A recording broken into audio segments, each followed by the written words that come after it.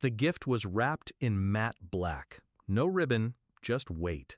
He slid it across the table with a grunt, his eyes heavy with everything he wouldn't say aloud. "Happy birthday," Grandpa said. I didn't open it then. Didn't need to. I already knew.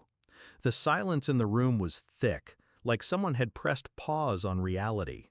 My wife smiled beside me, touched my arm. Her hand lingered. Too gentle, too practiced. She knew too, but not what I knew. Not what I'd seen on her phone screen 2 nights ago when she left it unlocked in the bathroom.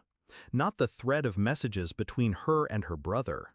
Not the one that read, "He'll get the company, but not for long.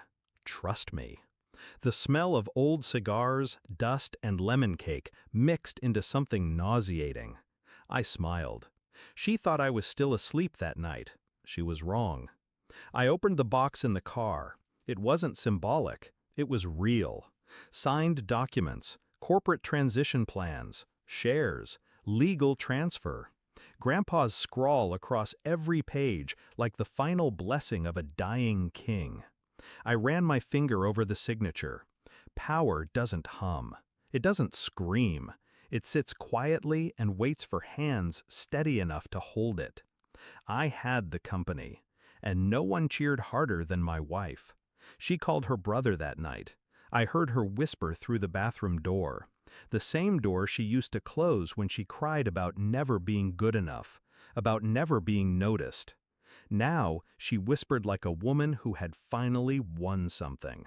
I stood outside the door and listened to her paint me as weak, too emotional, too idealistic, easy to guide. Her words, not mine. The next day her brother showed up with 2 tailored suits and a silent smirk. "You're gonna need help running this place, man," he said. Not a suggestion. I nodded. He thought that meant yes, but I'd already started digging. I didn't change a thing.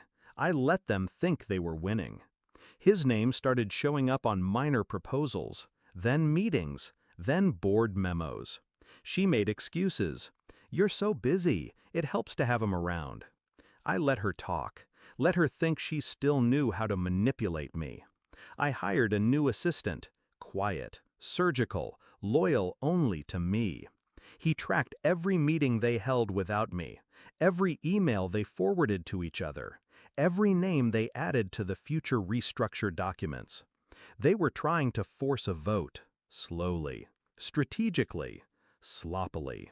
I stayed silent, but silence is never passive. It's a scalpel. One night she left her laptop open, a slideshow of future roles, her name as CFO, her brother as interim CEO, my name gone, just 3 dots where the founder's grandson used to be. I watched the screen flicker while she slept beside me. Her breathing was soft, like nothing could touch her. The vote was scheduled for a Friday. They thought I didn't know. She kissed me that morning, made coffee, even complimented my tie. Scripted affection, rehearsed betrayal. I let the day move, let them sweat in the boardroom while I arrived 15 minutes late, documents in hand.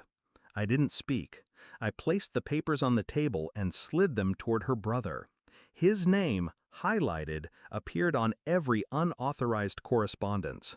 His edits to the bylaws, her signature on confidential access requests, all time-stamped, all illegal. Her eyes twitched before her mouth did. I don't understand." I said nothing, just watched her brother scan the papers. Then pale. A quiet board member cleared his throat. Another scribbled something down. She reached for my hand. I pulled it back. I stood. "There won't be a vote," I said. Not loud, not aggressive, just final. I slid a second envelope to the legal advisor. Inside, recorded calls, email threads, signed confessions of manipulation. Enough to bury both of them in corporate exile. "I'll be issuing a public statement by Monday. Any further involvement from non-board members will be treated as hostile interference." Her brother opened his mouth. I looked at him once. Sharp, precise. He closed it. I turned to her. You married into something you didn't understand. You thought I inherited a throne. Pause. I inherited a war. And I won. She shook her head like she could undo the last 10 minutes. Please, this isn't what... But I was already gone. That night, I poured one drink. Not to celebrate, not to mourn. Just to mark the end. Grandpa used to say, power doesn't change people. It reveals them. Turns out, love does the same. She wanted a king she could crown. What she got was a ghost with a ledger. She moved out 3 days later. Left her wedding ring on the counter. A little gold circle full of lies. I didn't touch it. Didn't need to. I already had what mattered.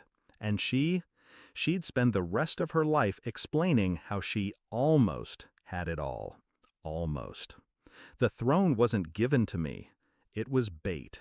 And she took it.